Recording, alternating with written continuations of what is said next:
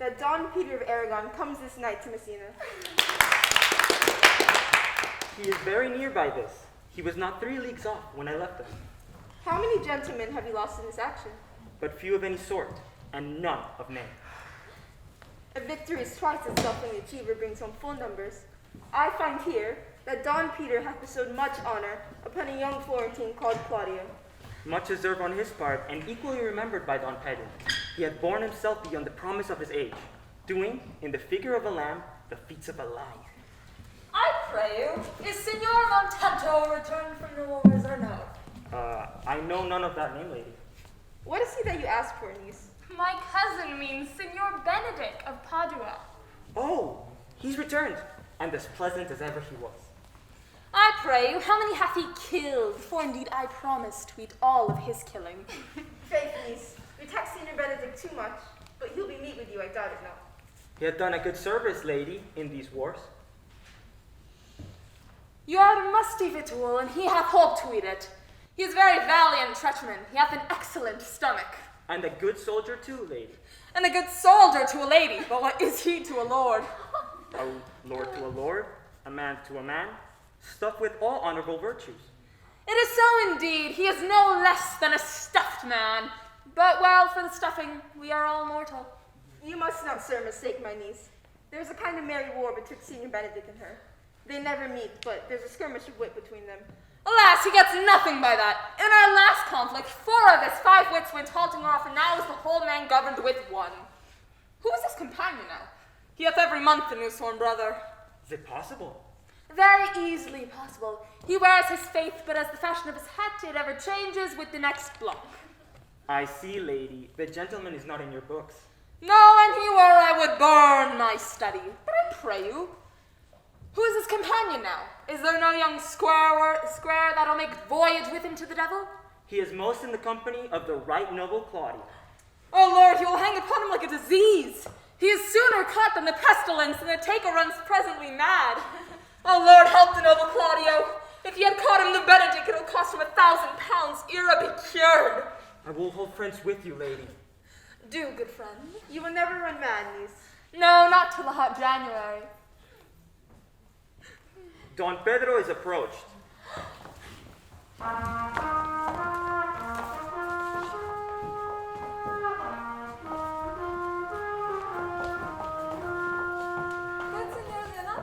You come to meet your trouble. The fashion of the world is to avoid costs which you encountered. Never came trouble to my house in the likeness of your grace. For trouble being gone, comfort to remain. But when you depart from me, sorrow abides and happiness takes his leave. You embrace your charge too willingly. I think this is your daughter. Her mother hath many times told me so. Were your doubts, sir, that you had asked her? Senior Benedict, no, for then you were a child. You have a full Benedict. Be happy, lady, for you are like an honorable father. If her father be Signor Leonato, she would not have her head on her shoulders, for all Messina as like him as she is. I wonder why you still be talking, Signor Benedick. Nobody mocks you. What, my dear Lady Disdain? Are you yet living? Is it possible Disdain should die while she hath such meat food to feed it as Signor Benedick? Courtesy itself must convert to disdain if you come in her presence. Why then, courtesy is a turncoat. But it is certain I'm loved of all ladies, only you excepted. And I would I could find in my heart that I had not a hard heart, for truly I love none. A dear happiness to women.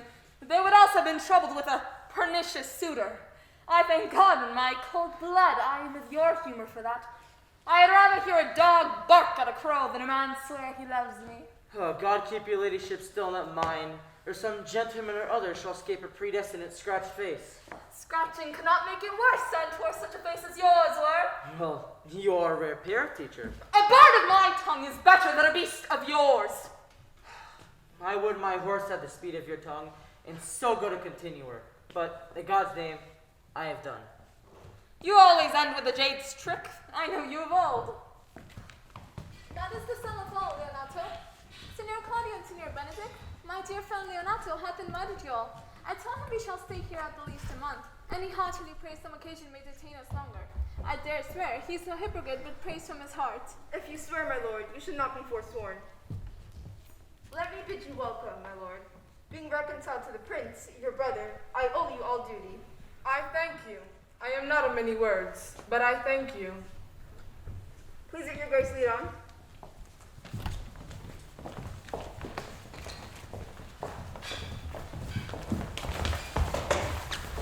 Benedick, this down like the Dalton singular now. I noted her not. But I looked on her. Is she not a modest young lady? Do you question me, as an honest man should do, for my simple true judgment? Or would you rather have me act after my custom, as being a professed tyrant to their sex? I speak thee. I pray you, speak in sober judgment. Well, if faith me thinks she's too low for a high praise, too little for a great praise, I do not like her. Now thinkest thou men spoke? I pray thee, tell me how thou truly likest her. Would you buy her, that you inquire after her? Can the world buy such a jewel? Yea, in a case to put it into. But speak you this with a sad brow. Come, in what key shall a man take you to go into song? In mine eye, she is the sweetest lady I ever looked upon. I can see yet without spectacles, and I see no such matter. But there's her cousin, that she were not possessed with a fury that exceeds her as much as the 1st of May doth the last December. But I hope you have no intent with her husband, have you? I would scarce trust myself. Thou hadst sworn the contrary if Hero would be my wife. It's come to this? Hath not the world one man that were his cap of suspicion? Shall they ever see a bachelor of 80 again? Look, Don Pedro's returned to seek you. What secret hath had you here, that you follow not to Leonato's? I would, but your grace will constrain me to tell. I charge thee on thy allegiance. He is in love. With who? Now, mark how short his answer is. With Hero, Leonato's short daughter. Amen if you love her, but the lady is very well worthy. You speak this to fetch me, my lord. By my child, I speak my thoughts. And in faith, my lord, I spoke mine. And by my tooth trough, same faith, my lord, I spoke mine. That I love her, I feel. That she is worthy, I know. That I neither feel how she is able of being loved, nor know how she is worthy. This is the opinion that fire cannot melt out of me. I will die with it at this stake. Thou wast ever and often a heretic in the despite of beauty. And never could maintain his part but in the force of his will. Because I will not do them wrong to mistrust any. I will do myself the right to trust none. And the fine is, which I may go finer, I will live a bachelor. I shall see thee, ere I die, look pale with love. With anger, with sickness, with hunger, my lord. Not with love. Well, as time shall try, in time the savage bull doth bear the yoke. Savage will may, but if ever the sensible Benedick bear it, pluck off the bull's horns and set them in my forehead. Have me be vilely painted and duly signified underneath, here is good horse to hire. And here lies Benedick the married man. If this should ever happen, thou shalt be horned now. Nay, if Cupid have not spent all his quiver in menace, thou wilt quake for this shortly. I'll look for an earthquake too then. Well, you temporize with the hours. In the meantime, good Signor Benedick, repair to Leonato's and commend me to him. Tell him I will not fear him at supper, for indeed he hath made great preparation. I have almost enough matter in me for such an embassage, my lord. And so, I commit to you. To the chief fruition of God, and from my house, if I have it. The 6th of July, your loving friend Benedick. Nay, mock not, so farewell. My liege, your highness, now may do me good. Well, how is thine to teach? Hast thou not had any son, my lord? No child but Hero. She is his only heir. Dost thou affect her, Claudio? Oh, my lord, when I went onward in this ended action, I looked upon her with a soldier's eye, that liked but had a rougher task in hand than to drive the like into the name of love. But now I have returned, and those wolf thoughts have their places vacant, coming thronging soft and delicate desires, or prompting me how fair young Hero is. Saying I liked her, there I went to wars. Thou wilt be like a lover presently, and tire the hearer with the book of words. If thou dost love fair Hero, cherish it, and I will break with her and with her father, and thou shalt have her. How, Was not to this end that thou beganst to twist so fine a story. how sweetly do you minister for love? That love's grief knows by his complexion. I know we shall have reveling tonight. I will assume thy part in some disguise and tell fair hero I'm Claudio. And in her bosom I'll unclasp my heart and tear her hearing prisoner with the force and strong encounter of my amorous pale.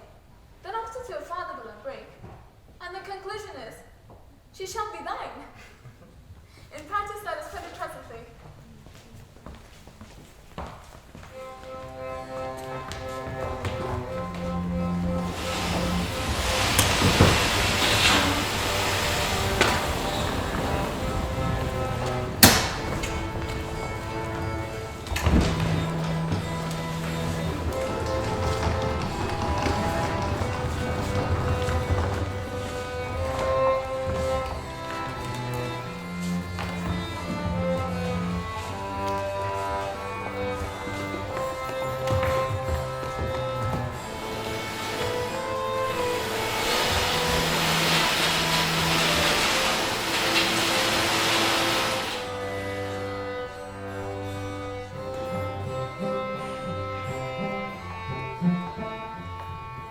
What the good year, my lord?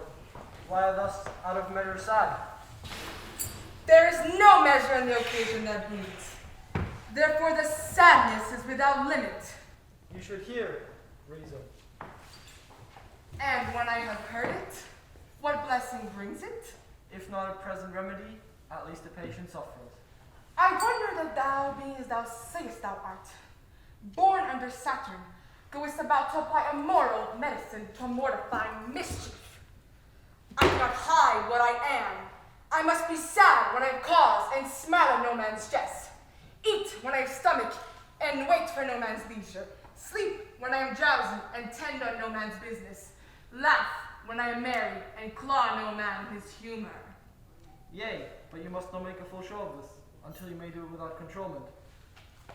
You have of late stood out against your brother, and he hath taken you newly into his grace.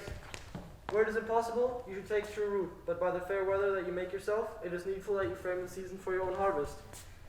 I had rather be a canker in a hedge than a rose in his grace. And it better fits my blood to be disdained of all than to fashion a carriage to rob love from any. In this, though I cannot be a flattering honest man, it must not be denied, but I am a plain-dealing villain.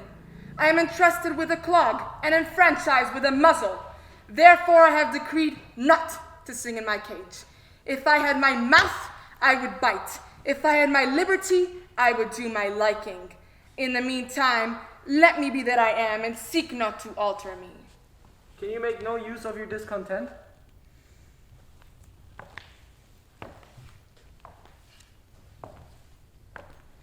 I make all use of it, for I use it only. Who comes here? What news brought you? I came yonder from a great supper. The prince, your brother, is being royally entertained by Leonato.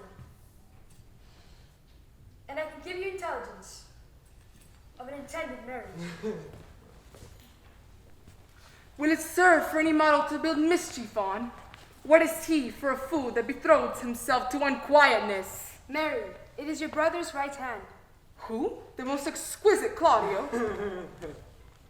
Even he, a proper squire. And who? Which way looks he? Mary, on Hero,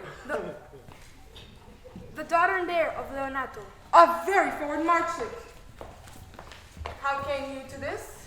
Being entertained for perfumery, as I was smoking a musty room, comes me, the prince, and Claudio, hand in hand in sad conference. I with me behind the arras, and there heard it agreed upon, that the prince should woo Hero for himself, and having obtained her, give her to Count Claudio.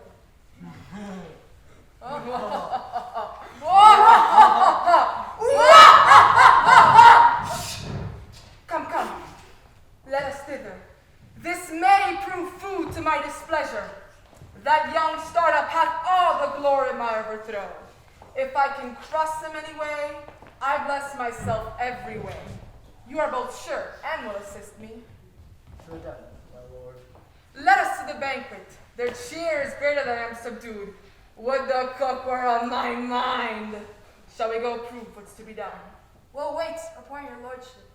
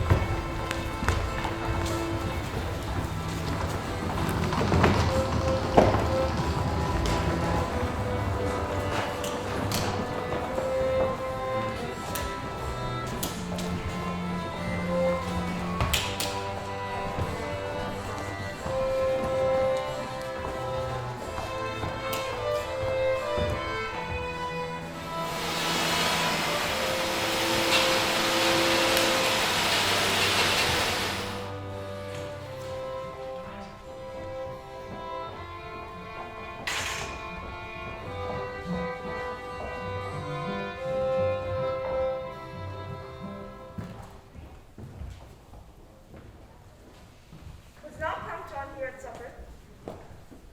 I saw him not. How tawdry that gentleman looks. I can never see him, but I'm heartburned an hour after. He is of a very melancholy disposition. You are an excellent man, that may just in the midway between him and Benedick. One is too like an image and says nothing, and the other too is like my lady's eldest son, evermore tattling. Then half Senior Benedick's tongue in Count John's mouth, and half Count John's melancholy in Senior Benedick's face. With a good leg and a good foot, uncle, money enough in his purse, any man would win any woman in the world. By my troth, niece, thou wilt never get thee a husband if thou be so shrewd of thy tongue. In faith, she's too cursed. Too cursed is more than cursed. I shall lessen God's sending that way. For it is said, God sends a cursed cow short horns, but to a cow too cursed, he sends none. So by being too cursed, God will send you no horns. Just for which blessing I am upon my knees every morning and evening. Lord, I cannot endure a husband with a beard on his face. I had rather lie in woolen. You may lie to a husband that hath no. What should I do with him? Dress him in my apparel and make him my waiting gentlewoman. He that hath a beard is more than a youth, and he that hath no beard is less than a man. And he that is more than a youth is not for me, and he that is less than a man, I am not for him. Therefore I will even take sixpence in earnest of the bare word, and lead his apes into hell. Well, then go you into hell? No, but to the gate. And there will the devil meet me like an old cuckold with horns on his head and say, Get you to heaven, Beatrice, get you to heaven. Here's no place for you maids. So deliver I up my apes and away to St. Peter's for the heavens. And there he shows me where the bachelor sits, and we live merry as the day is long. Well, niece, I trust you will be ruled by your father. Yes, faith, it is my cousin's duty to make courtesy and say father as it please you. But for all that, cousin, let him be a handsome fellow, or else make another courtesy and say father as it please me. Well, niece, I hope to see you one day fitted with a husband. Not till God make men of some other earth and metal. Daughter, remember what I told you. If the prince do solicit you in that kind, you know your answer. The fault will be in the music, cousin, if you not be wooed in good time. If the prince be too important, tell him there is a measure in everything, and so dance out the answer. For hear me, hero, wooing, wedding, and repenting is as a Scotch jig, a measure, and a sing pace. The first suit is hot and hasty, like a Scotch jig. The wedding, mannerly modest, as a measure full of state and ancientry, and then repentance, and with his van legs falls into the sink pace faster and faster until he sink into his grave. Cousin, you apprehend passing shrewdly. I have a good eye, uncle. I can see church by daylight. The revelers are eating, brother. Make it room.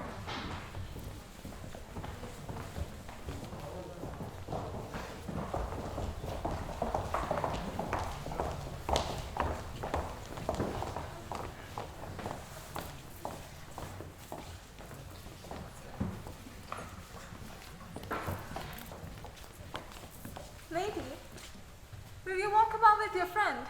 So you walk softly and look sweetly and say nothing? I'm yours for the walk, and especially when I walk away. With me in your company? I may say so when I please, And when it please you to say so? when I like your favor. For God defend the lute should be like the king. My visor is Solomon's roof. Within the house is chill. Why, then your visor should be thatched. Speak low, if you speak love.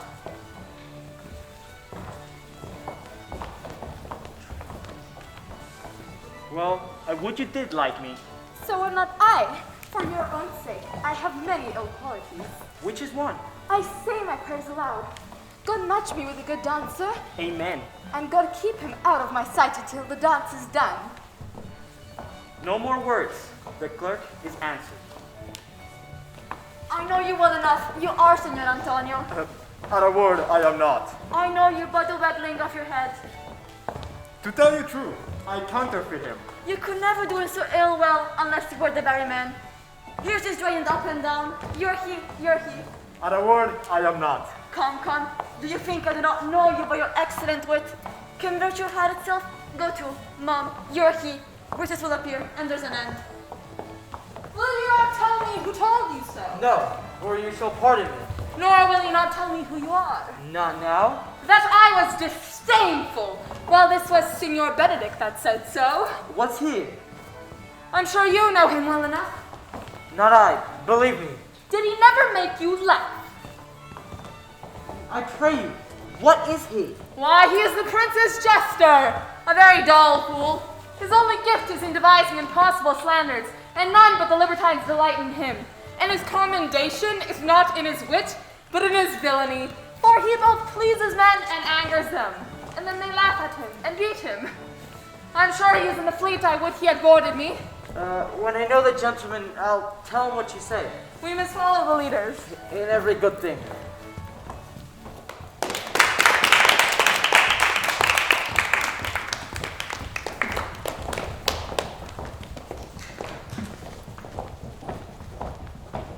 And that is Claudio. I know him by his bearing. Signor, are not you Signor Benedick? You know me well, I'm here. Signor, you are very near my brother's love. He is enamored on Hero. I pray you, dissuade him from her. She is no equal for his birth. You may do the part of an honest man in it. How know you he loves her? I heard him swear his affection. So did I too. And he swore he would marry her tonight. Come, let us to the banquet. Thus answer I, in the name of Benedict. But hear these ill news with the ears of Claudio. 'Tis certain so. The prince woos for himself.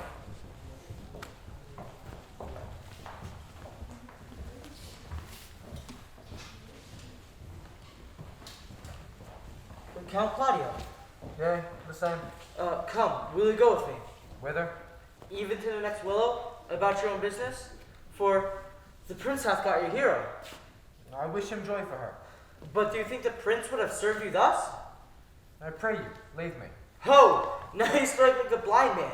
'Twas the boy that stole your meat and you beat the post? Fear not be. I will leave you. Alas, poor hurt fowl. He will now creep into the sedges.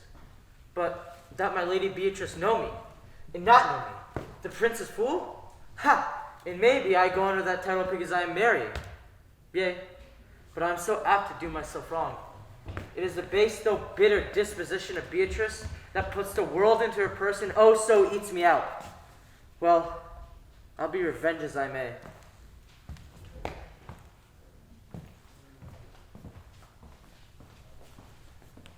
Now, Senor, where's the Count? Did you see him? Troth, my lord, I found him here as melancholy, as a lodge in the warren. And I told him, I offered him my company to the willow tree, to either bind up to rod as being worthy to be whipped. To be whipped? What's his fault? The flat transgression of a schoolboy, who, being overwhelmed with finding a bird's nest, throws it to his companion. And he steals it. Wouldst thou make a trust in transgression? The transgression is in the stealer. For the rod he might have bestowed upon you, who, as I take it, have stolen his bird's nest. I will but teach them to sing, and restore them to the owner. If their singing answers your saying, my lord, you say honestly. The lady Beatrice hath a quarrel to you. Oh, she? Well, she misused me past the endurance of a block. She told me, not thinking I had been myself, that I was the prince's fool, that I was duller than a great thaw. She seeks poniards and every word stabs. I will not marry her. In fact, all disquiet, horror, and perturbation follows her. Look, here she comes. Sir, I will commit to the world's end. I will go on the slightest errand now rather than hold 3-word conversation with this harpy. You have no employment for me? None but to desire your good company. Oh God, sir, here's a dish I love not. I cannot endure my lady tongue.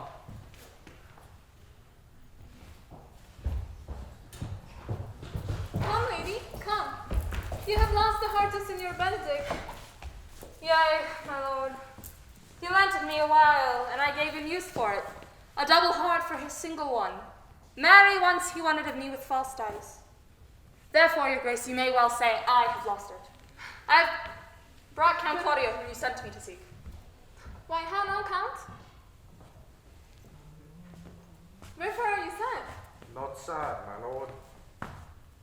How then? Sick? Neither, my lord. The Count is neither sad nor sick nor merry nor well, but civil, Count. Civil as an orange, and something of that jealous complexion. Here, Count, I have vowed in thy name, and fair Hero is one. I have brought with her father and his goodwill obtained. Name the day of marriage, and God give thee joy. Count, take of me my daughter, and with her my fortunes. His grace hath made the match, and all grace say amen to it. Speak, Count. 'Tis your cue. Silence is the perfectest herald of joy. Lady, as you are mine, I am yours. I give away myself to you, and dote upon the exchange. Speak, cousin, or if you cannot speak, stop his mouth with a kiss and let him not speak neither. In faith, lady, you have a merry heart. Yea, I thank it, poor fool, that keeps on the windy side of care. My cousin tells him in his ear that he is in her heart. And so she doth, cousin. Good Lord for alliance, thus goes everyone unto the world but I, and I am sunburnt. I shall sit in a corner and cry, hey-ho for a husband. Lady Beatrice, I will get you one. I'd rather have one of your father's getting. Hath your grace near a brother like you? Your father's got excellent husbands if a maid could come by them. Will you have me, lady? No, my lord, unless I might have another one for working days. Your grace is too costly to wear every day, but I beseech your grace. Pardon, I was born to speak all mirth and no matter. Your silence most offends me, and to the very best becomes you, for out of question you were born in a merry hour. No, sure, my mother cried, but then a star danced, and under that I was born. Cousins, God give you joy. But my child, a pleasant-spirited lady. There's little of the melancholy element with my lord. She is never sad but when she sleeps, and not ever sad then. For I've heard my daughter say, she hath often dreamed of unhappiness, and waked herself with laughing. She cannot endure to hear tell of a husband. Oh, by no means. She mocks all her wooers out of suit. She were an excellent wife for Benedick. Oh, Lord, my lord, if they were but a week married, they would talk themselves mad. Count Claudio, when mean you to go to church? Tomorrow, my lord. Time goes on crutches till love have all its rights. Not till Monday, my dear son, which is hence a just sevennight. Come, you shake the head at so long a breathing. But I warn thee, Claudio, the time shall not go dully by us.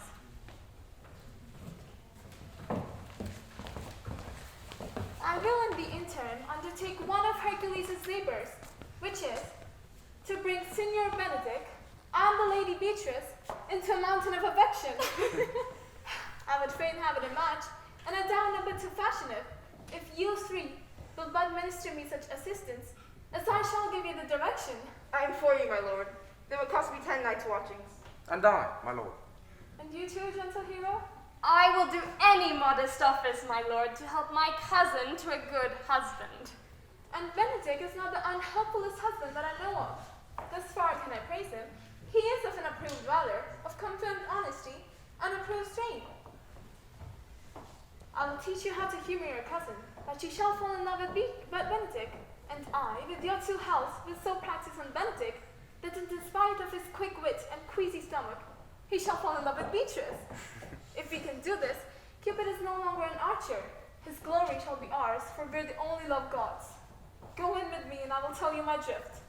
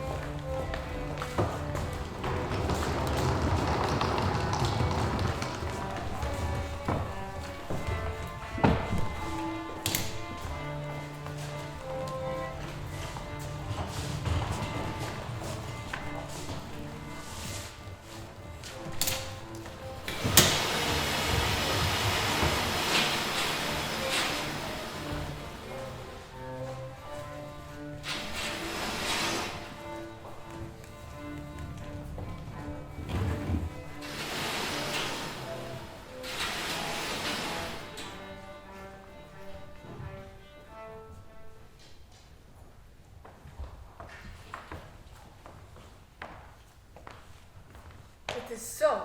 The Count Claudio shall marry the daughter of Leonato. Yea, my lord, but I can cross it. Any bar, any cross, any impediment will be medicinable to me. I am sick in displeasure towards him, and whatsoever comes athwart, his affection ranges evenly with mine. How canst thou cross this marriage? Not honestly, my lord, but so covertly that no dishonesty shall appear in me. Show me how. I think I told your lordship a year since how much I am in the favor of Margaret. I remember. I can, at any unseasonable instant of the night, appoint her to look out our lady's chamber window. What life is in that to be the death of this marriage? The poison of that lies in you to temper. Go you to the prince. Spare not to tell him he hath wronged his honor in marrying the renowned Claudio, whose estimation do you mildly hold up to a contaminated stale, such a one as Hero. What proof shall I make of that? Proof enough to misuse the prince, to vex Claudio, Huh? to undo Hero, and kill Leonato. No! Look you for any other issue. Only to despite them. I will endeavor anything. Go then, find me a meet hour to jaw Don Pedro and the Count Claudio alone. Tell them that you know that Hero loves me. Huh? They will scarcely believe this without trial. Offer them instances which shall bear no less likelihood than to see me at Our Lady's chamber window.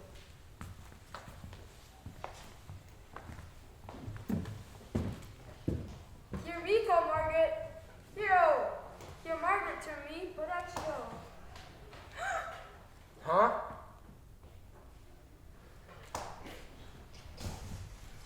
I bring them to see this before the intended wedding. For in the meantime, I will so fashion the matter that Hero shall be absent, and there shall appear such seeming truth of Hero's disloyalty, that jealousy shall be called assurance, and all the preparation overthrown. Grow this to what adverse issue it can. I will put it in practice. Be cunning in the work this, and thy fee is 1,000 ducats. Be you constant in the accusation, and my cunning shall not shame me. I will presently go learn their day of marriage.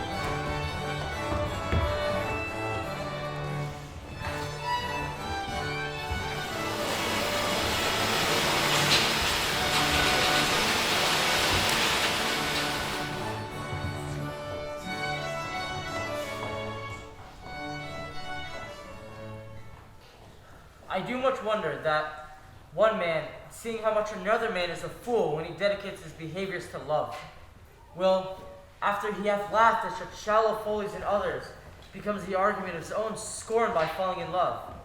And such a man is Claudio. I have known him when there was no music with it, but the drum and the fife. Now, he rather listened to the tabor and the pipe. I have known him when he would walk 10 miles afoot to see a good armor. Now he lay 10 nights awake carving the fashion of a new doublet. May I be so converted to see with these eyes? I do not know. I cannot tell. One woman is fair, yet I am well. Another is wise, yet I am well. Another is virtuous, yet I am well. But till all graces be in one woman shall not be in my grace. Oh. Ha! The prince of Monsieur Love. I will hide me in the arbor. Come, shall we hear this music? Nay, my good lord, how still the evening is, and hushed on purpose to grace harmony. See where Benedick had hid himself. Oh, my lord, the music ended. We'll fit the kid fox to the penny's worth. Come, Balthazar. We'll hear that song again. Note this before my notes. There's no note of mine that's worth the noting. Notes forsooth the noting.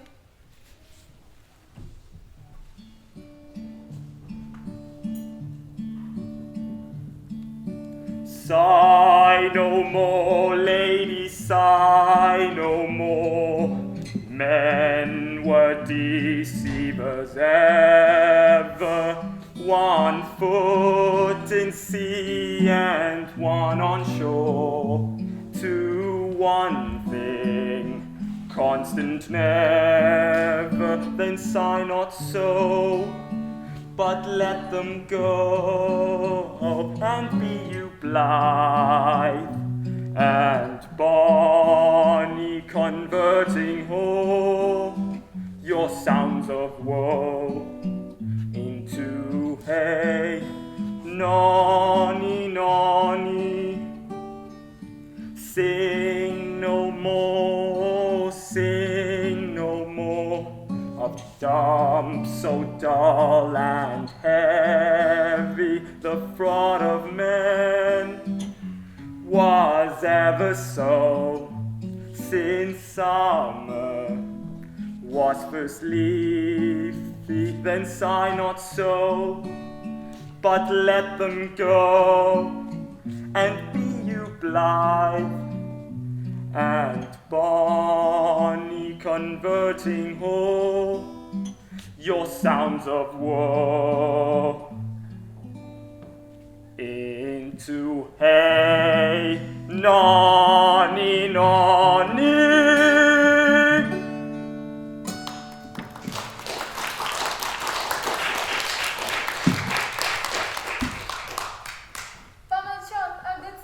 And an ill singer, my lord. No. Wait, thou singest well enough for a shift. If he had been a dog that would have howled thus, they would have hanged him. Dost thou hear, Balthazar? I pray thee, get us some excellent music, for tomorrow night we will have it at the Lady Hero's chamber window. The best I can, my lord. Do so, farewell. Come hither, Leonato. What was it you told me today? That your niece Beatrice was in love with Signor Benedick? Huh? Oh, on. Stalk on, stalk on. The foul sits. I did never think that lady would love any man. No, nor I neither. But most wonderful that she should so dote on Signor Benedick, whom she hath in all outward behavior seemed ever to abhor. She did, indeed.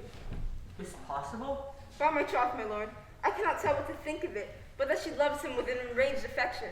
It is past the infinite of thought. Why? What offensive passion shows she? Bait the hook well. The fish will bite. What effects, my lord? You heard my daughter tell you how. How?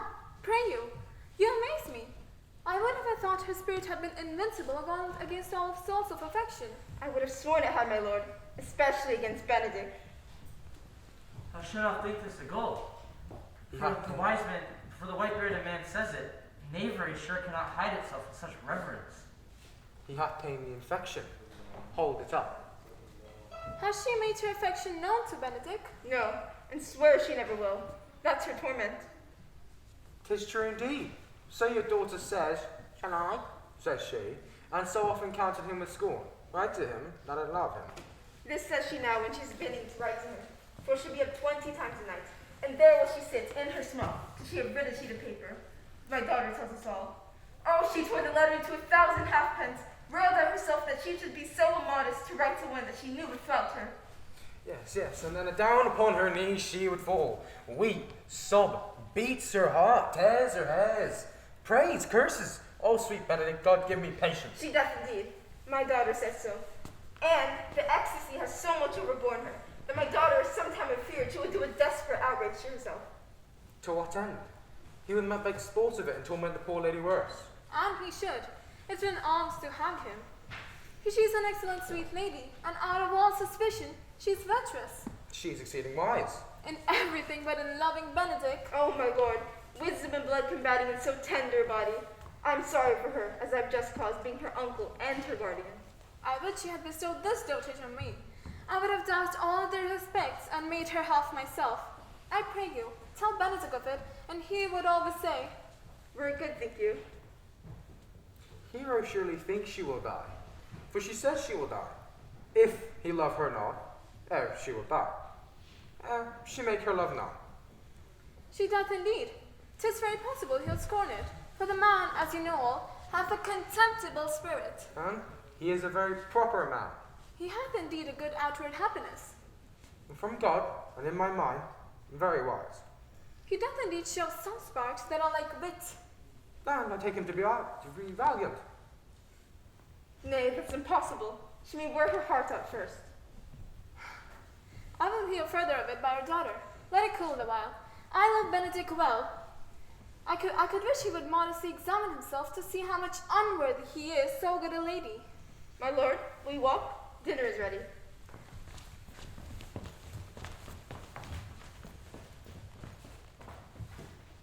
And if you do not dote upon this, I will never trust my expectation. Let there be the same net spread for her, and that must your daughter and her gentlewoman carry. Let us send her to call him into dinner.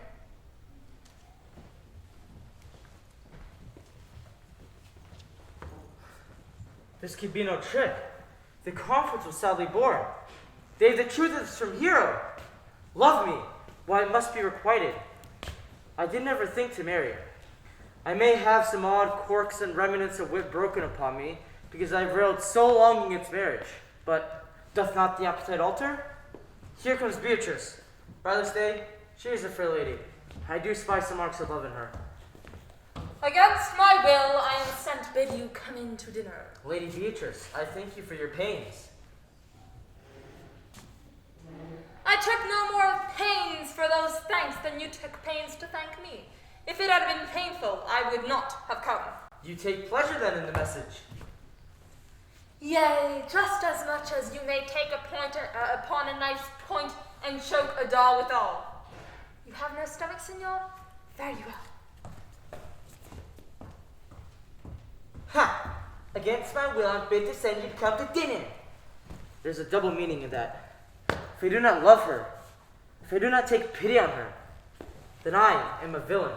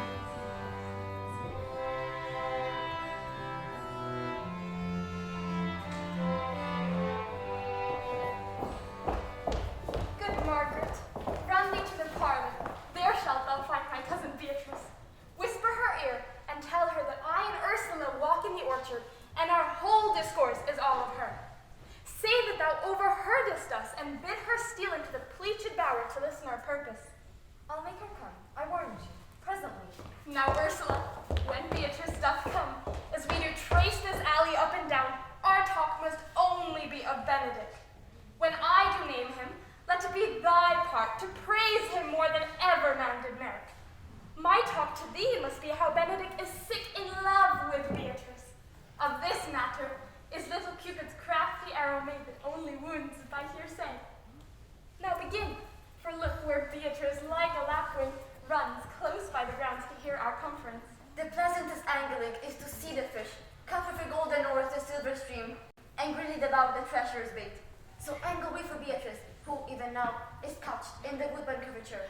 Fear not my part of the dialogue. Then go we near her, that her ear lose nothing of the false sweet bait that we lay for it. No, truly, Ursula, she is too disdainful. I know her spirits are as coy and wild as haggards of the rock. But are you sure that Benedick loves Beatrice so entirely? So says the prince, and my new betrothed lord. And did they bid you to tell of it, madame? They did entreat me to acquaint her of it, but I persuaded them that if they loved Benedick, to wish him wrestle with affection, and never to let Beatrice know of it. Why did you so? Doth not the gentleman deserve as full as fortunate a bed as ever Beatrice shall couch upon? Oh, God of love, I know he doth deserve as much as may be yielded to a man. But nature never framed a woman's heart of prouder stuff than that of Beatrice. Disdain and scorn ride sparkling in her eyes, misprizing what they look on.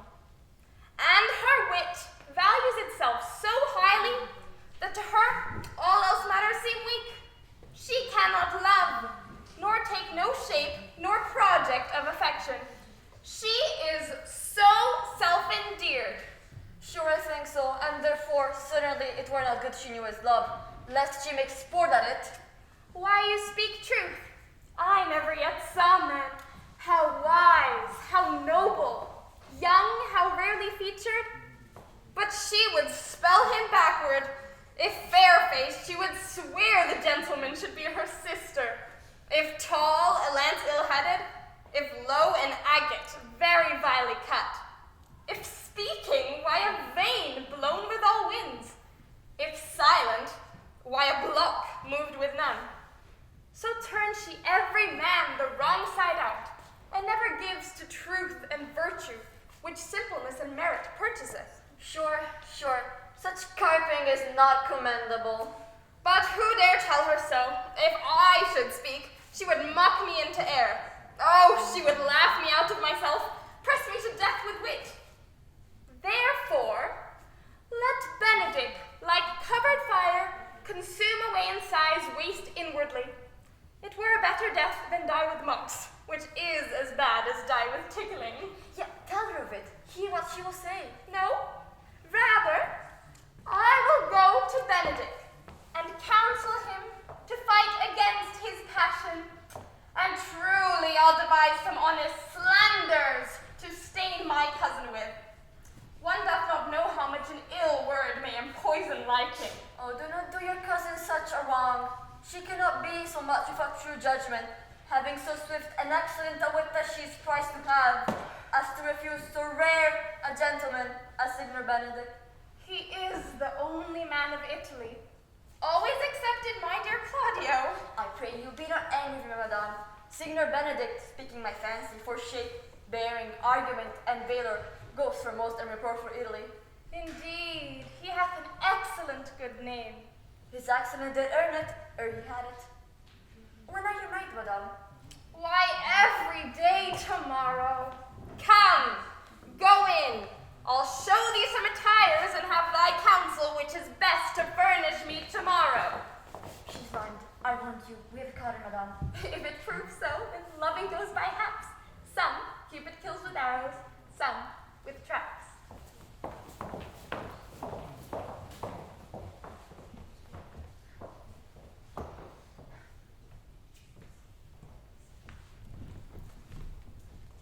What fire is in mine ears?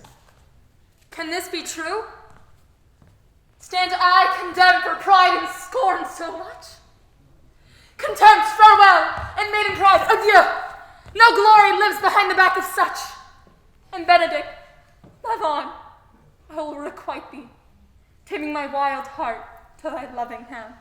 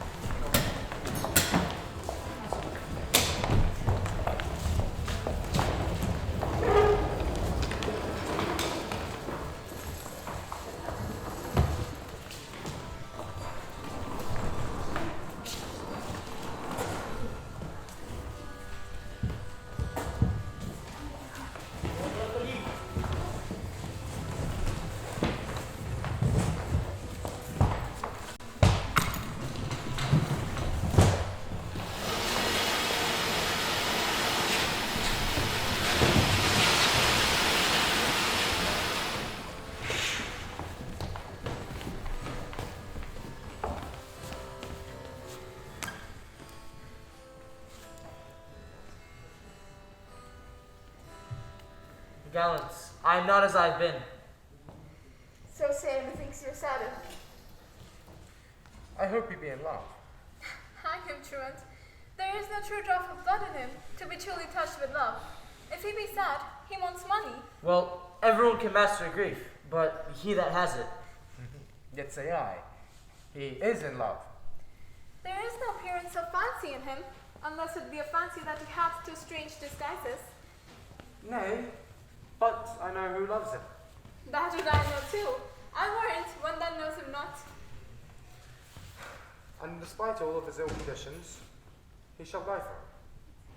Signor Leonato, come, I have studied 8 or 9 wise words, which these hobby horses must not hear.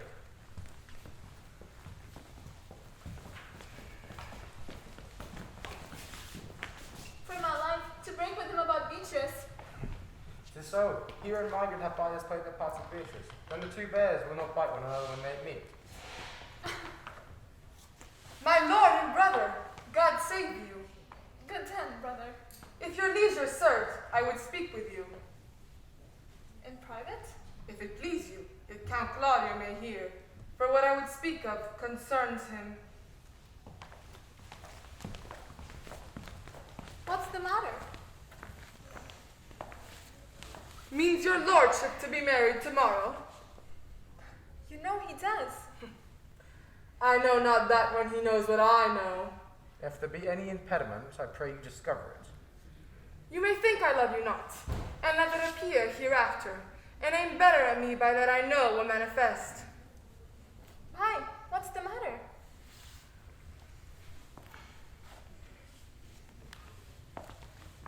I came hither to tell you, the lady is disloyal. Who? Hero? Even she, your hero, Leonato's hero, every man's hero. Disloyal? The word is too good to paint out her wickedness. I could say she were worse. Go but with me tonight. You shall see her chamber window entered, even the night before her wedding day. If you love her then, tomorrow wed her. But it would better fit your honor to change your mind. May this be so? I will not think it. If you dare not trust that you see, confess not that you know. If you will follow me, I will show you enough. And when you have seen more and heard more, proceed accordingly. If there be anything tonight, why I should not marry her tomorrow, there in the congregation where I should wed, I will shame her. And as I have vowed for thee to obtain her, I will join with thee to disgrace her. I will disparage her no farther, till you are my witnesses. Bear coldly but till midnight, and let the issue show itself. O day too early turned. O mischief, strangely portent. O plague right well prevented! So will you say, when you have seen the sequel.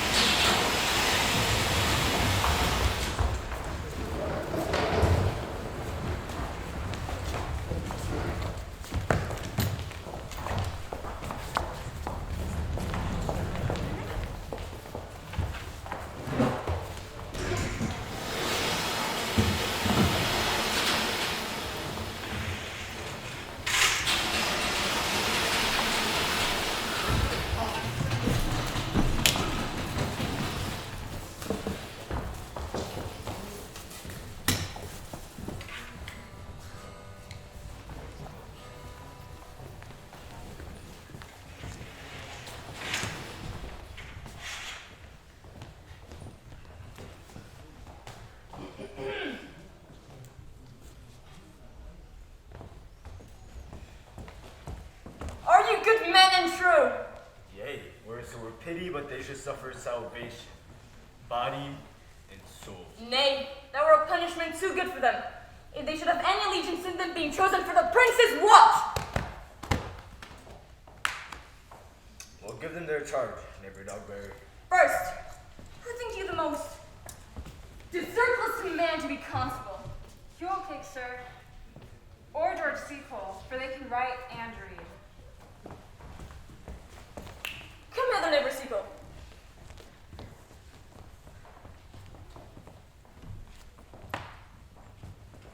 God hath blessed blessed you with a good name. To be a well-favored man is a gift of fortune. But to write and read comes by nature. Both which, Master You Constable. have. I knew to be your answer. You are thought here to be the most senseless and fit man for the constable of the watch. Therefore, bear you the lantern. This is your charge. You shall comprehend all vagrant men and bid any man stand in the prince's name. How if he will not stand? Why, then take no note of him, but let him go, and presently call the rest of the watch together, and thank God you're rid of a knave. And if he will not stand when he is bidden, he is none of the prince's subjects. True, and they're to meddle with none but the prince's subjects. You shall also make no noise in the streets! For the one to talk and to babble is most tolerable, not to be endured. We will rather sleep than talk. We know what belongs to a watch. Why, you speak like an ancient and most quiet watchman, for I cannot see how sleeping should offend. Only have a care that your bills be not stolen. We will rather sleep than talk. We know it belongs to a watch. Truly. Why? If you meet a thief, you may suspect him, by virtue of your office, to be no true man. And for such kind of men, the less you meddle or make of them, why, the more is for your honesty. If we know him to be a thief, shall we not lay hands on him? Truly, by your office, you may. But I think those that touch pitch will be defiled! The most peaceable way for you, if you do take a thief, is to let him show himself and steal out of your company. You have always been called a merciful man, partner. Truly, I would not hang a dog by my will, much more a man with any honesty in him. If you hear a child crying at night, you must call to the nurse and bid her to still it. How if the nurse be asleep and will not hear us? Why, then depart in peace, and let the child wake her with crying. For the youth that not hear her lambly bays will never answer Catholic bleats. 'Tis very true. Well, masters, this is the end of the charge. You, constable, are to present the prince's own person. If you meet the prince tonight, you may slay him! Nay, by Our Lady, that I think I cannot. 5 shillings for not. With any man that knows the statutes, he may slay him. True, not without the prince be willing, for indeed the watch is to offend no man, and it is an offense to stay a man against his will. Yea, by Our Lady, I think it be so. Well, masters, good night. And there be any matter of way chances, call up me, keep your fellows' counsels and your own, and good night. Come, neighbor. Well, masters, we hear our charge. Let us go sit here upon this church bench till 2, and then... One word more, honest neighbor! I pray you watch about Signor at his door. For the wedding being there tomorrow, there is great quarrel tonight. Adieu, be vigilant, I beseech you.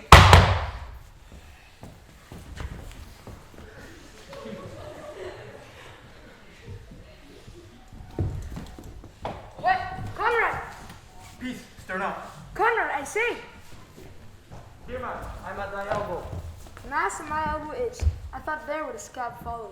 I'll hold thee an answer for that. And how forward thy tale? Stand thee close. Then, under this penthouse for drizzle's rain, and I will, like a true drunkard, utter all to thee. Some treason, masters. Yes, stand close. Therefore, now I have earned of Don John 1,000 ducats. Is it possible that a villainy should be so dear? Thou shouldst rather ask, if it were possible any villainy should be so rich. For when rich villains have need of poor ones may make what price they will. I wonder at it. I know that man. I remember his name. Didst thou not hear somebody?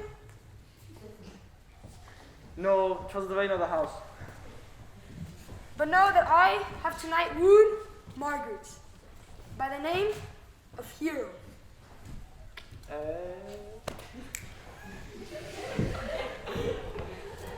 She leads me out of Mrs. Chamber window, bids me 1,000 times good night. I tell this tale violently. I should first tell thee how the prince, Claudio, and my master saw far off in the orchard this amiable encounter.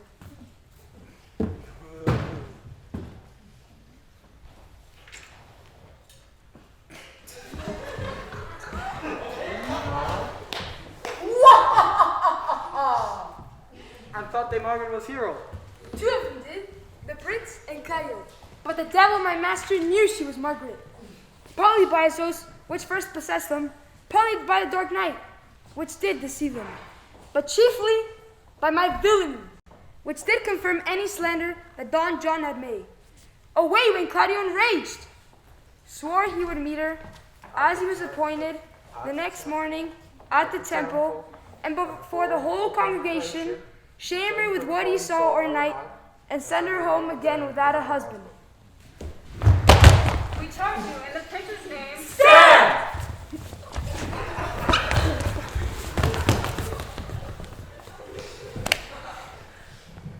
Masters. Never speak.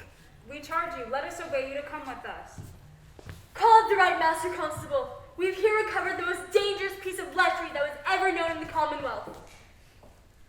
We are likely to prove a goodly commodity, being taken up to these men's bills. Come, we'll obey you.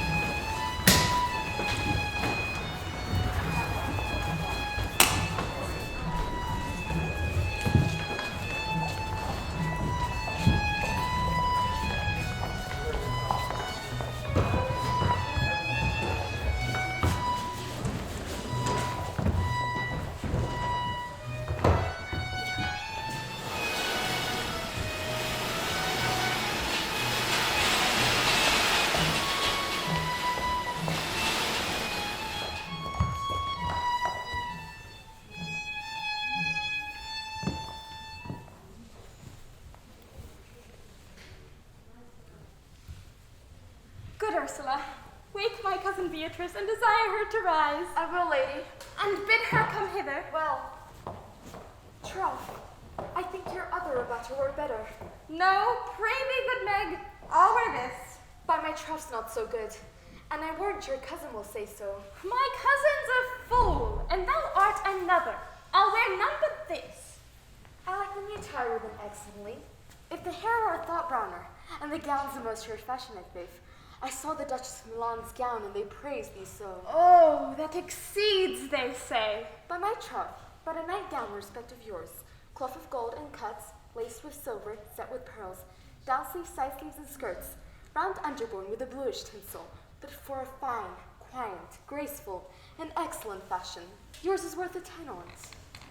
God give me joy to wear it, for my heart is exceeding heavy. 'Twill be heavier soon by weight of a man. Fie upon thee! Art not ashamed? Of what, lady?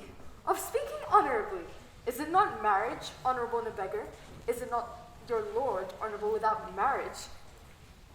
I think you would have me say, saving your reverence a husband, and bad thinking do not rest true speaking. Is there any harm in the heavier for a husband?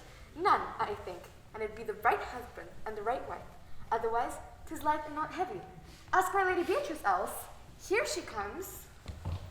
Good morrow, Kaz. Good morrow, sweet hero. Why, how now? Do you speak in the sick tune? I am out of all other tune, methinks. 'Tis almost 5 o'clock, cousin. 'Tis time you were ready. By my troth, I am exceeding ill. Hey-ho! For a hook, a horse, or a husband? For the letter that begins them all, H. Well, and you be not turned Turk. There's no more sailing by the star. What means the fool, trow? Nothing I, but God exceed every one of their heart's desire. These gloves the Count sent me, they are an excellent perfume. I am stuffed, cousin, I cannot smell. A maiden stuffed? There's goodly catching of a cold. Oh, God help me! God help me! How long have you professed apprehension? Even since you left it. Doth not my wit become me rarely? It is not seen enough. You should wear it in your cap. By my troth, I am sick. Give you some of this distilled cardus benedictus and lay it to your heart. It is the only thing for a qualm. There thou prickest her with a thistle. Benedictus? Why, Benedictus? You have some moral in this Benedictus. Moral? No, by my troth. I have foul meaning. I meant plain holy thistle. You may think, perchance, that I think you're in love. Nay, by Our Lady, I'm not such a fool to think what I list, nor I list what I think, nor indeed I cannot think my heart out of thinking that I think you are in love, or that you will be in love, or that you can be in love. Yet Benedick was such another, and now, as he become a man, he swore he would never marry, and yet now he eats his meat without grudging. And how you may be converted, I know not, but methinks you look with your eyes as other women do. What pace is this that thy tongue keeps? Not a false gallop. Madame, withdraw. The prince, the count, Signor Benedick, Don John, and all the gals of town are come to fetch you to church. Come to dress me, good count, good night, good Ursula.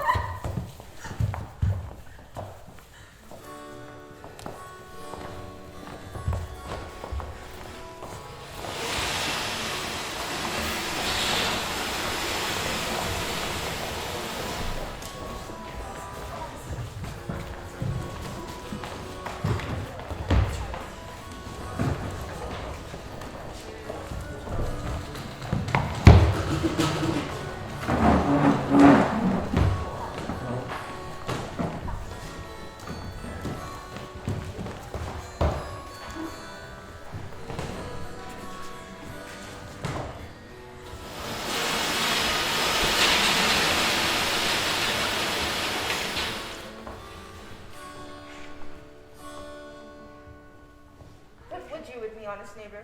Marry, sir, we would have some confidence with you that discerns you nearly. Nearly. Brief, I pray you, for you see it is a busy time with me. Marry, this it is, sir. Yes, in truth it is, sir. What is it, my good friend? Good man Verges, sir, speaks a little off the matter. An old man, sir, and his wits are not as blunt as God help I wish they were, but in faith, honest as the skin between his brows. Yes, I thank God I'm as honest as any man living, who's an old man and no honester than I. Comparisons are odors. Palabras, neighbor Verges. Neighbors, you are tedious. It pleases your worship to say so. But we're the poor duke's officers. But truly, for mine own part, if I was tedious as a king, I could find it in my heart to bestow it all to your worship. All thy tediousness on me, Yea. I would fain know what you have to say. Marry, sir, I watched tonight, expecting your worship's presence had taken of a couple of as arrant knaves as any in Messina. Knaves! I must leave you. One word more, sir. Our watch, sir, have indeed comprehended two auspicious persons, and we would have them this morning examined before your worship. Take their examination yourself and bring it to me. I'm now in great haste as it may appear unto you. It shall be substance. Drink some wine and you go. Fare you well. Go, good brother, go. Go get your Francisco and bid him bring his pen and ink into the jail. We are now to examination these men. And we must do it wisely. You must spare for no wit, I warrant you. Only get the learned writer to set down our excommunication and meet me at the jail.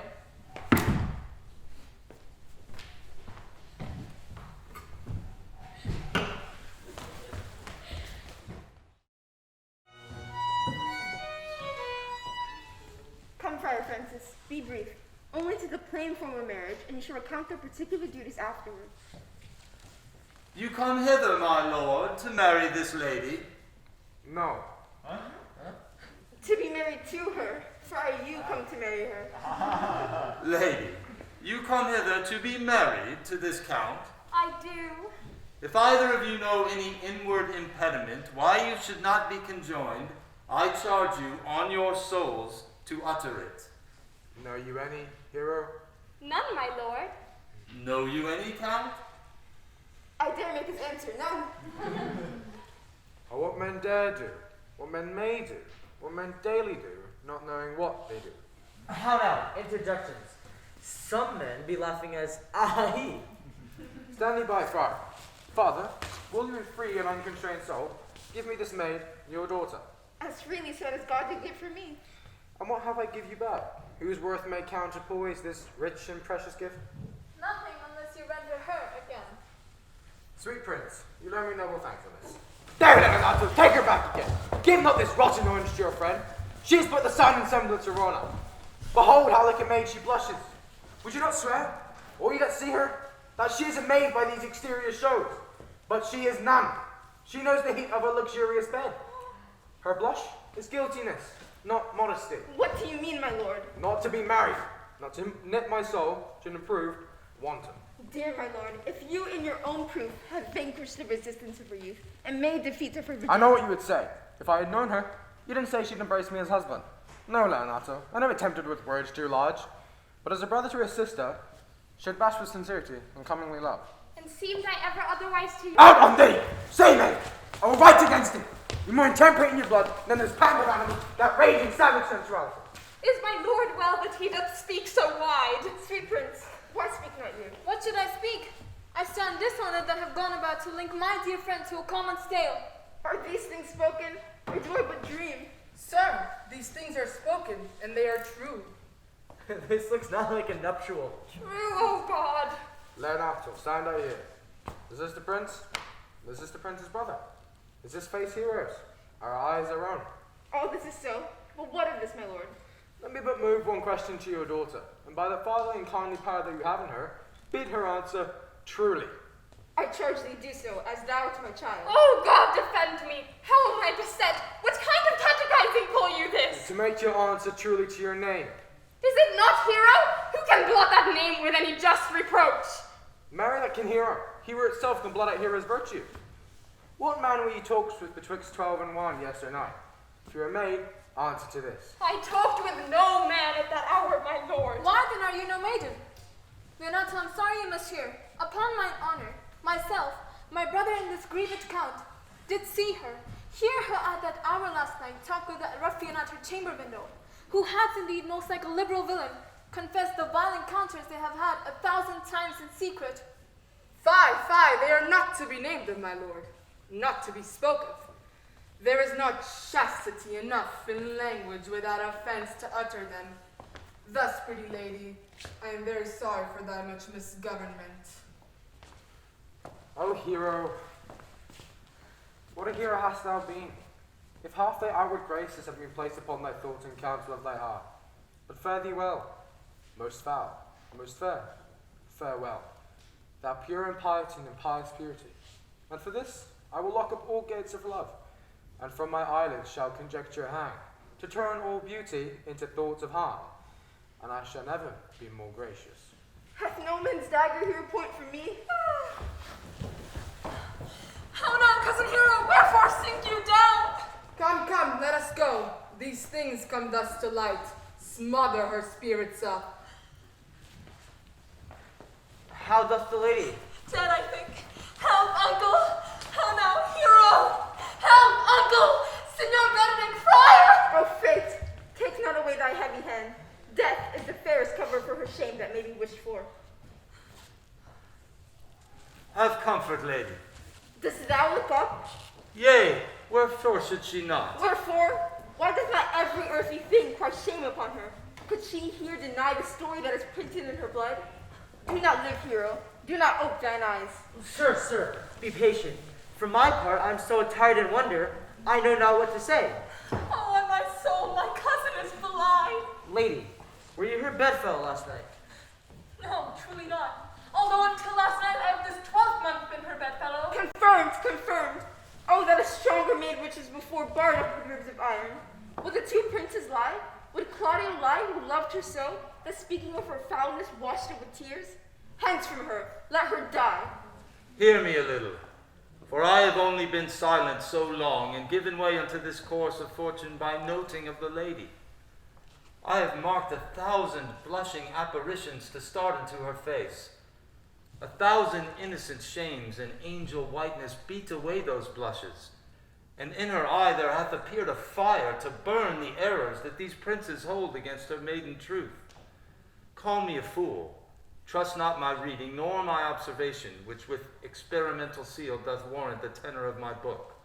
Trust not my age, my reverence, calling, nor divinity, if this sweet lady lie not guiltless here under some biting error. Friar cannot be.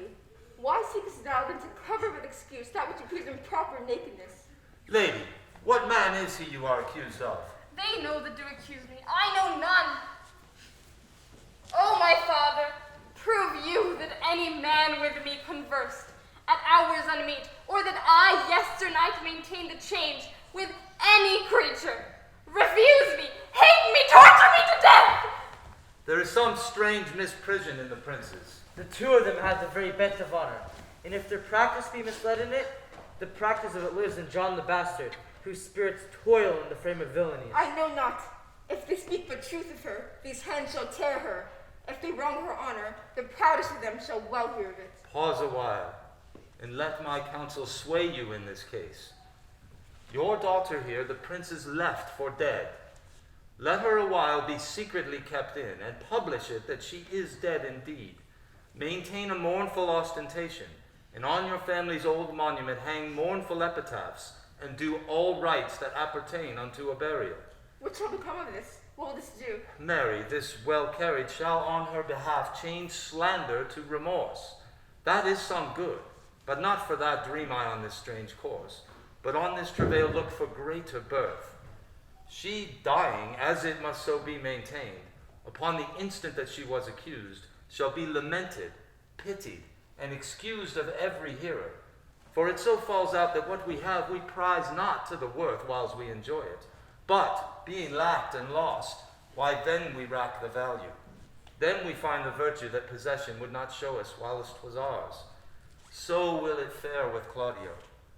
When he shall hear she died upon his words, the idea of her life shall sweetly creep into his study of imagination, and every lovely organ of her life shall come apparelled in more precious habit, more moving, delicate, and full of life into the eye and prospect of his soul than when she lived indeed.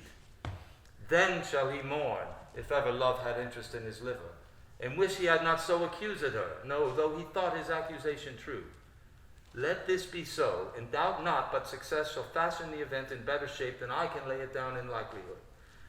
But if all aim but this be levelled false, the supposition of the lady's death shall quench the wonder of her infamy.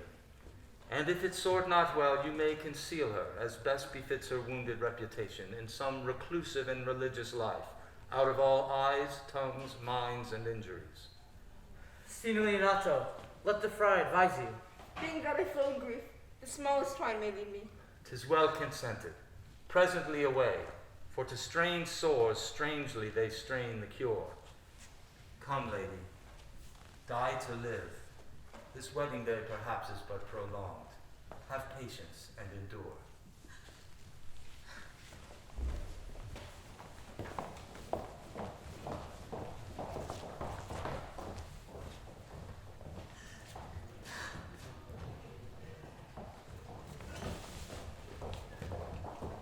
Lady Beatrice, have you wept all this while? Yea, and I will weep a while longer. I will not desire that. You have no reason, I do it freely. Surely I do believe your fair cousin is wrong. Ah! How much might the man deserve of me that would right her? Is there any way to show such friendship? A very even way, but no such friend. May a man do it? It is a man's office, but not yours. I do love nothing in the world so well as thee. Is not that strange? Strange as the thing I know not. It were as possible for me to say I love nothing in the world so well as you. But believe me not, and yet I lie not. I confess nothing, nor I deny nothing. I am sorry for my cousin. By my sword, Beatrice, thou lovest me.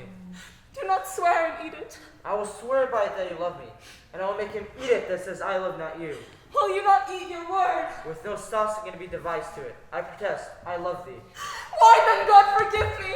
What offense, sweet Beatrice? You have stayed me in a happy hour. I was about to protest I loved you. And do it with all thy heart.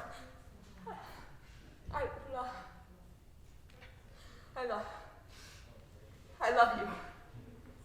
I love you with so much of my heart that none is left to protest.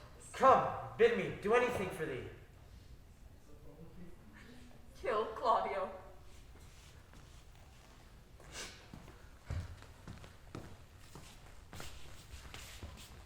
Ha! Not for the wide world.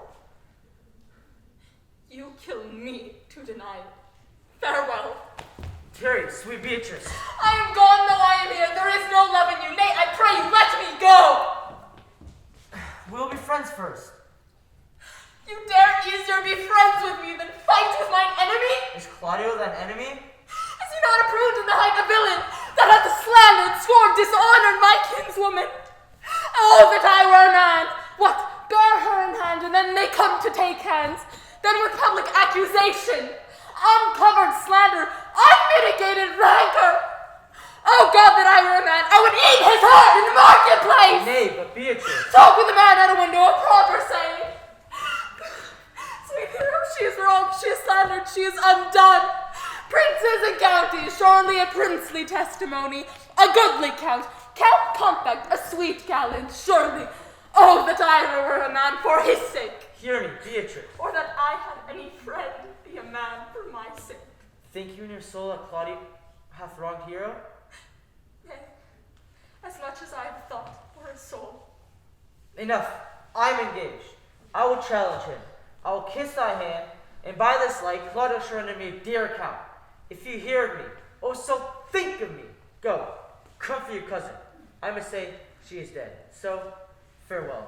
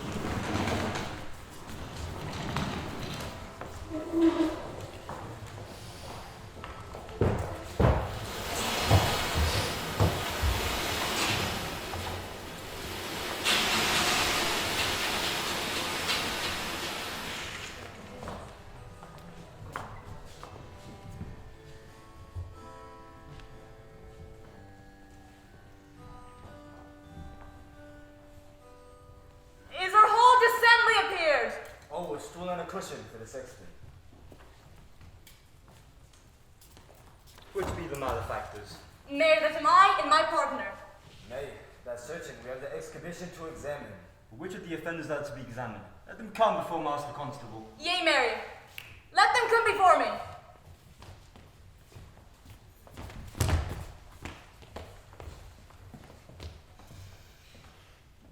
What is your name, friend?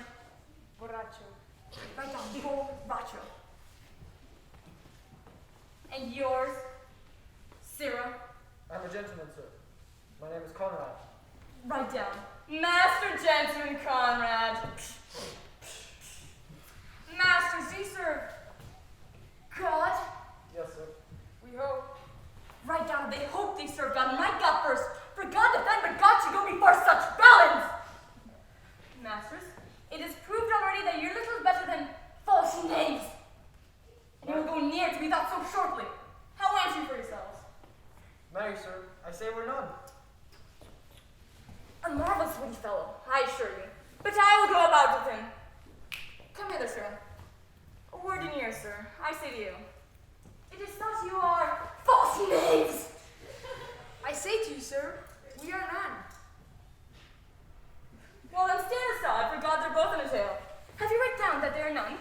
Master Constable, you go not the way to examine. You must call forth the watch that their accusers.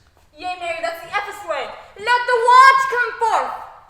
Masters, I charge you, in the prince's name, accuse these men. This man said, sir, that Don John, the prince's brother, was a villain. Write down, Prince John, a villain. Why does this flat perjury call prince's brother villain? Master Constable, pray thee, for your peace. I do not like thy look, I promise thee. What heard you him say else? Mary, that he'd received 1,000 ducats of Don John for accusing Lady Hero wrongfully. Flat burglaries ever was committed. Yea, by master it is. What else, fellow? And that Count Claudio did mean upon his words to disgrace Hero in front of the whole assembly and not marry her. Oh, villain! Thou will be condemned to everlasting redemption for this! What else? This is all. And this is more, masters, than you can deny. Prince John was this morning secretly stolen away, Hero was in this manner accused, in this very manner refused, and upon the grief of this suddenly died, Master Constable, that these men be bound and brought to Leonatos. I will go before and show them their examination. Come, bind them. Let them be in the hand. Let them be in the hands. Off, coxcomb. God's my life! Where's the Saxon? Let him write down the prince's officer. Coxcomb, come bind them, not about it. Oh, wait. You are an ass. You are an ass.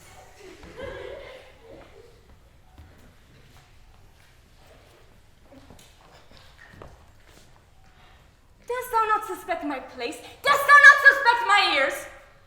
Oh, that he were here to write me down an ass. But, masters, remember that I am an ass. Though it not be written down, yet forget not that I am ass. No, thou villain, thou art full of piety. I shall be proved upon the beggar's witness. I am a wise fellow. Yea. And which is more, an officer. And which is more, a householder. And which is more, as pretty a piece of flesh as any is in Messina. And one that knows the law. Go to. And a rich fellow enough. Go to. And a fellow that hath had losses. And one that hath 2 gowns. And everything handsome about him.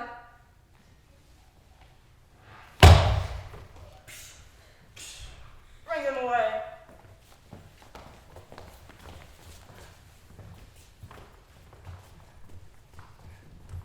Oh! That I had been written down an ass!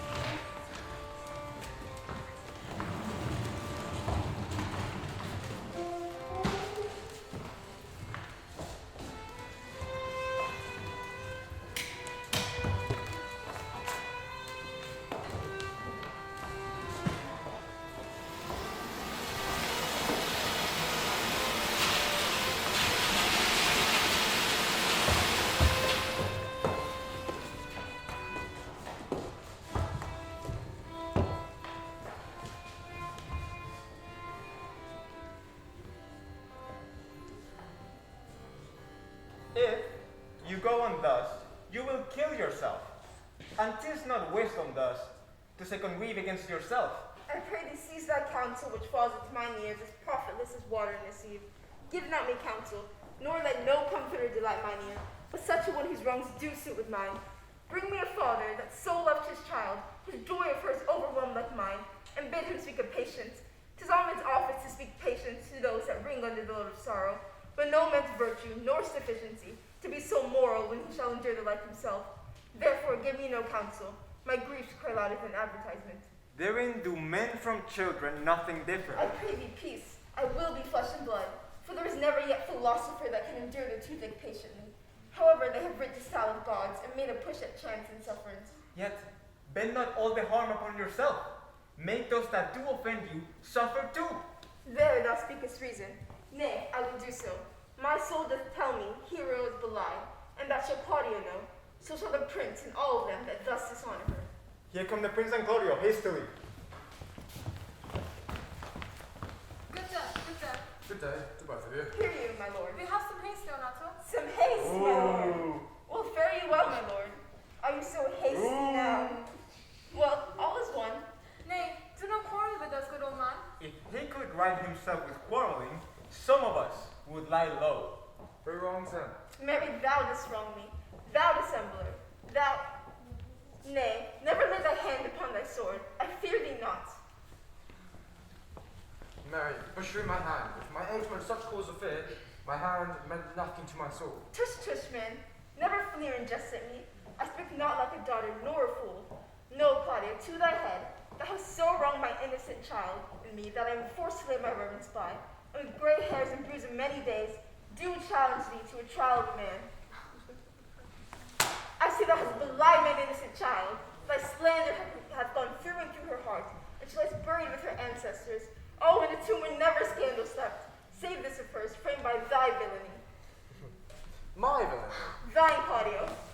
Thine, I say. You say not right, old man. My lord, I'll prove it on his body. If he dare despite his nice strength and his active practice, his mere youth and bloom of lust in him. Oh wait, I will not have to do with you. Canst thou so daft me? Thou hast killed my innocent child. If thou killest me, boy, thou shalt kill a man. He shall kill two of us, and men indeed. But that's no matter. Let him kill one first. Win me and worm me. Let him answer me. Come, follow me, boy. Come, sir boy. Come, follow me. Sir boy, I'll whip you from your pointing fence. Nay, as I am a gentleman, I will. Brother. Content yourself. God knows I loved my niece. And she is dead, slandered to death by villains that dare as well answer a man as either take a serpent by the tongue. Boys, apes, braggarts, jacks, mix-ups! Ah! Brother Anthony. Hold your content. My brother Anthony. Do not do matter.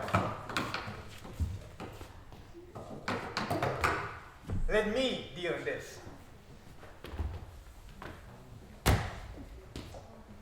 Ah! Gentlemen, both. We will not break your patience. My heart is sorry for your daughter's death, but on my honor, she was charged with nothing but what was true and very full of proof. My lord, my lord. I will not hear you. No. Come, brother, away. I will be heard. And shall, or some of us, will march for it.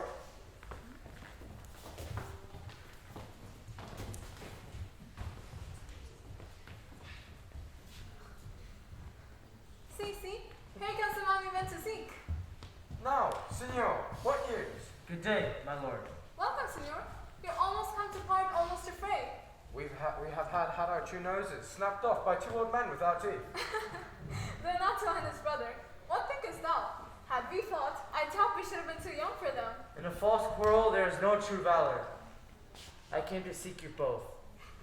For we have been up and down to seek thee. For we are high proof melancholy and fain have it beaten away.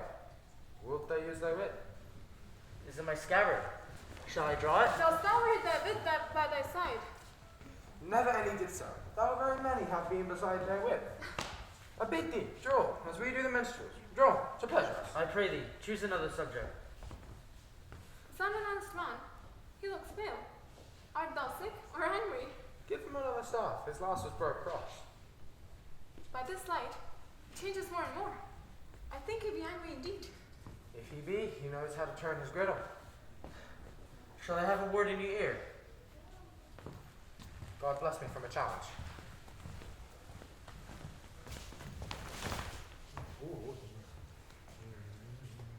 You are a villain. I jest not. You have killed a sweet and innocent lady, and her death shall fall heavy on you. Let me hear you. Well, I will meet you so we may have a good cheer. What? A feast? A feast? In faith, I thank him. You were in ambush, sir. It goes easily. I'll tell thee how Beatrice praised thy wit the other day. I said thou hadst a fine wit. True, says she, a fine little one. No, said I, a great wit. White, says she, a great gross one. Nay, said I, a good wit. Just, says she, it hurts nobody. Yet at last she concluded with a sigh, thou wast the properest man in Italy. But when shall we set the savage bull's horns on the sensible Benedick's head? Yea, and text underneath. Here goes Benedick, the bad man. Very well, boy. You know my mind. I will leave you now to your gossip-like humor. You break braggarts as jests through their blades. Which God may be thanked, hurt not. My lord, for your many courtesies, I thank you. For I must discontinue your company. Your brother the bastard has fled from Messina, and you have among you killed a sweet and innocent lady. For Sir Lackbeard there, he and I shall meet, and until then, peace be with him. He's in earnest, In most profound earnest. And I warrant you for the love of Beatrice. and hath challenged thee. Most sincerely. What a pretty thing man is when he goes in his hose and doublet and leaves off his wit. And then he is a giant to an ape. But then is an ape a doctor to such a man? But soft you, did you not say my brother was fled? Come here, sir, you must be looked to! Hearken after their offence, my lord. Officers, what offense have these men done?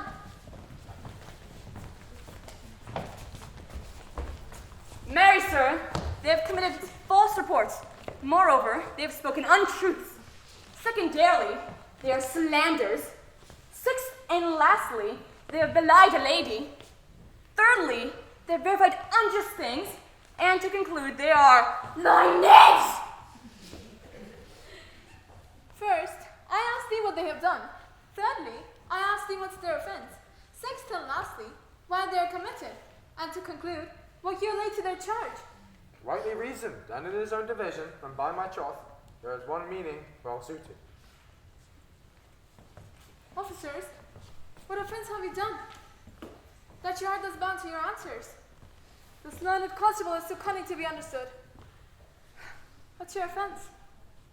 Sweet prince, let me go no farther to mine answer. Do you hear me? And let this count kill me. I have deceived even your very eyes. What your wisdoms cannot discover, these shallow fools have brought to light. Who in the night overheard me confessing to this man how Don John incensed me to slander the lady hero? How you were brought down into orchard and saw me court Margaret in Hero's garments. How you disgraced her when you should marry her. My villainy they have upon record, which I had rather seal with my death than repeat over to my shame. And briefly, I desire nothing but the reward of a villain. Runs not the speech like iron through your blood. I have drank poison whilst he uttered it. What did my brother set thee unto this? Yea, and paid me richly for the practice of it. He's composed and framed a treachery, and fed he is upon this villainy.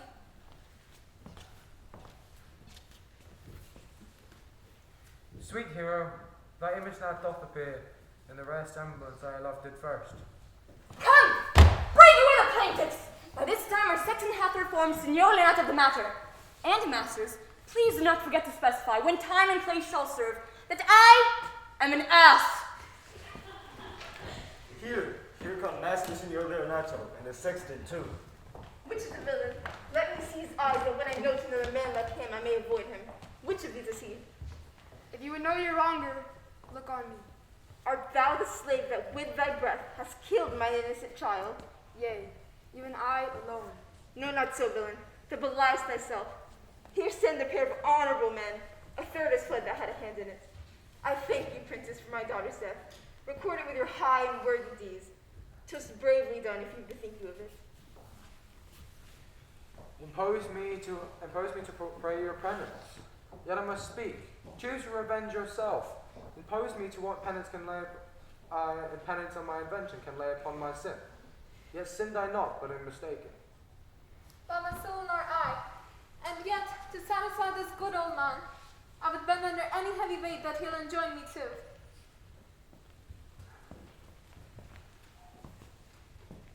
I cannot bid you bid my daughter lie. That were impossible. But I pray you both, possess the people of Messina here, how innocent she died. And if your love can labor aught in sad invention, hang her an epitaph upon her tomb, and sing it to her bones. Sing it tonight. Tomorrow morning come you to my house, and since you cannot be my son-in-law, be it my nephew.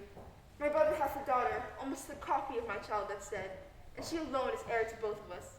Yet for the right we should have given her cousin, and so dies my revenge. All noble sir, your overkindness doth wring tears from me. I will dispose of henceforth of poor Claudio and embrace your offer. Tomorrow morning, then, I'll expect your coming. Tonight, I take my leave.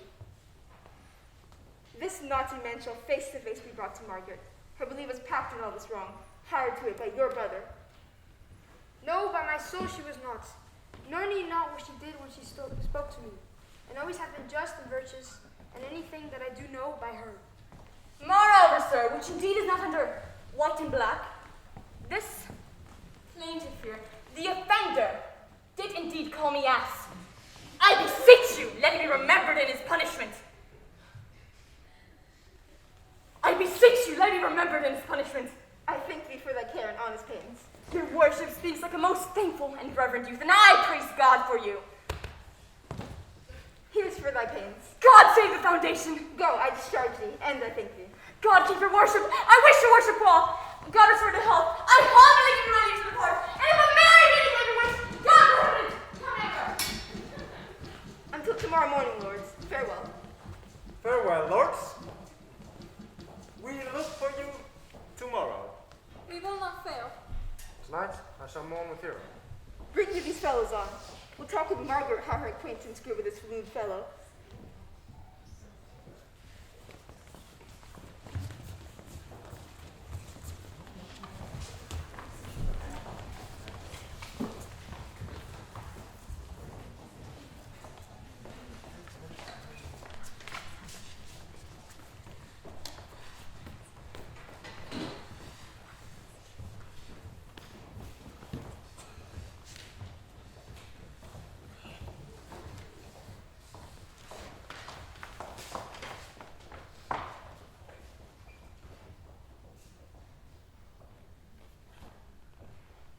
The God of love,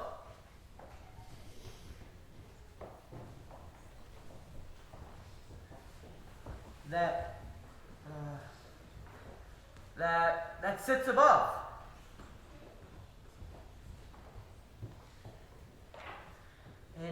and knows me. It knows me.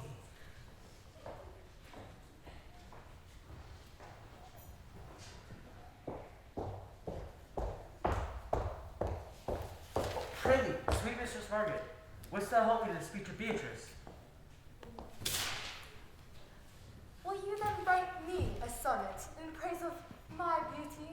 And so highest thou, Margaret, that no man living shall be able to come over it.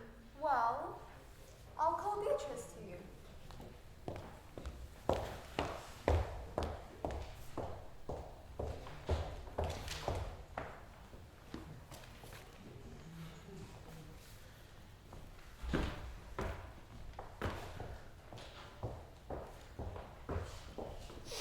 The God of love that sits above and knows me and knows me.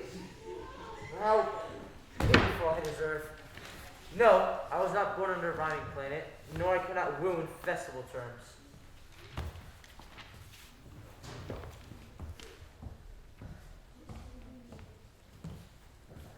Sweet Beatrice, wouldst thou come when I called thee? Yea, Signor, and depart when you bid me. Oh, stay but till then. Then is spoken. Fare you well, Signor. And yet, ere I go, let me go with that I came, which is knowing what hath passed between you and Claudio. Only foul words. And therefore, I shall kiss thee. Foul words is but foul wind, and foul wind is but foul breath. Therefore I shall depart unkissed. You have scared the right man out of his wit. So forcible is thy wit. I must tell thee plainly, Claudio undergoes my challenge. And which of my first parts didst thou first fall in love with me? For them all together, which maintain so politic a state of evil, that they will not admit any good to intermingle with them. But for which of my parts did you first suffer love for me? Suffer love? Why, a good epithet. For I do suffer love. I love thee against my will.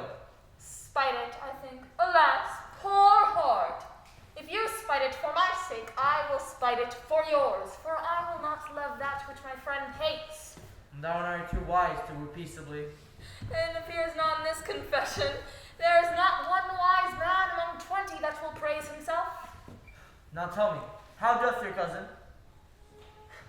Very ill. And how do you?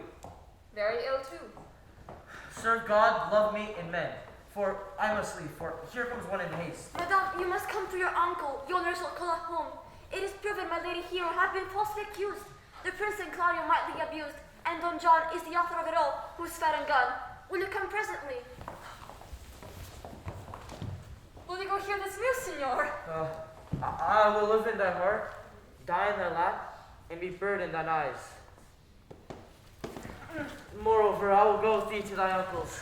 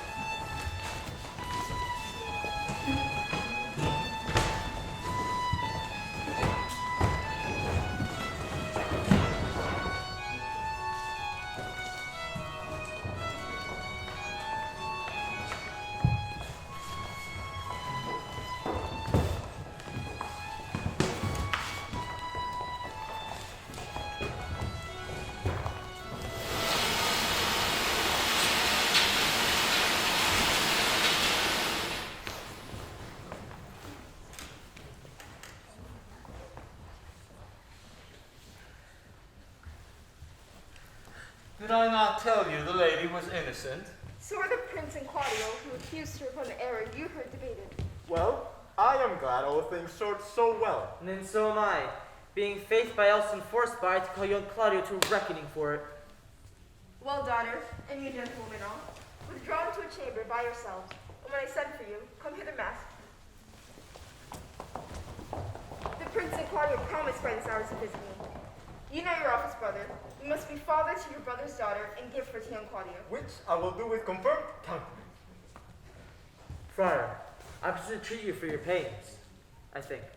To do what, Signor? To bind me or undo me. One of them. For Signor Leonato, I believe your niece regards me with an eye of favor. That I my daughter lent her, 'tis most true.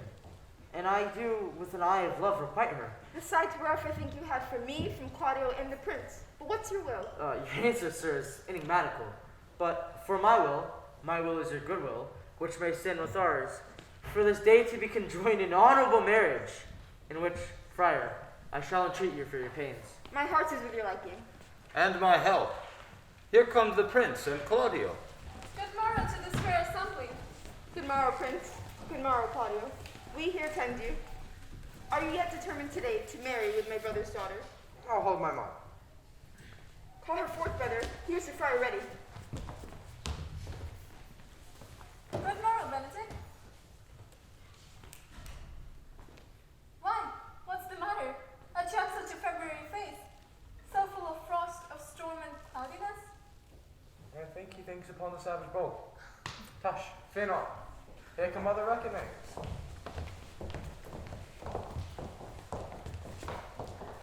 Now, which lady must I seize upon? This same is she, and I do give you her. Why then, she's mine. Sweet, let me see your face. No, that you shall not, till you take her hand before this friar and swear to marry her. Will you give me your hand before this holy friar? I am your husband, if you like with me. And when I lived, I was your other wife. And when you loved, you were my other husband. No, another hero. Nothing certain. One hero died, defiled, but I do live. And as surely as I live, I am a maid.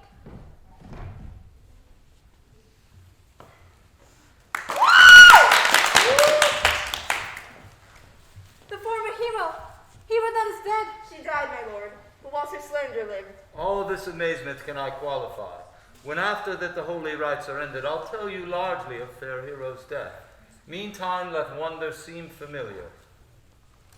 Soft and fair, friar.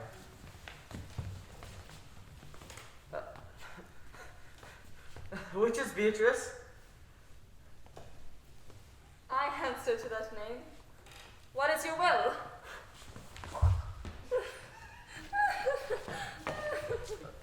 Do not you love me? Why no? No more than reason. Troth. Why then the prince, your uncle, and Claudio have been deceived. They swore you did. Do not you love me? Why? No more than reason. Why then, my cousin, Margaret, and Ursula are much deceived, for they did swear you did. They swore you were almost sick for me. They swore you were well nigh dead for me. 'Tis no such matter. Why then? Do not you love me? No, truly, but in a friendly recompense. Come, cousin, I'm sure you love the gentleman. And I'll be sworn upon that he loves her. For here is a paper written in his hand, a halting son of his own pure brain, fashioned to Beatrice. And here's another, writ in my cousin's hand, stolen from her pocket, containing her affection unto Benedick.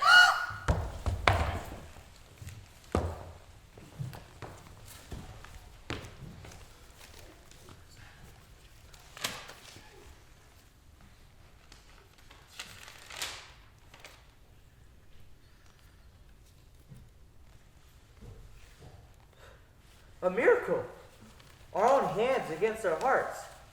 Come, I will have thee, but by this light, I take thee for pity.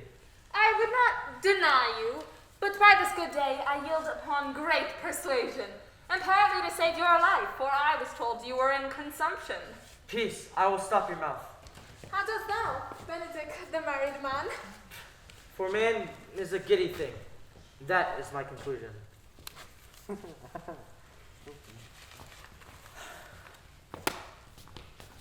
Come, we are friends. Ere, let us dance. Ere, we are married. We'll have dancing afterward. First of my words. Therefore, play music.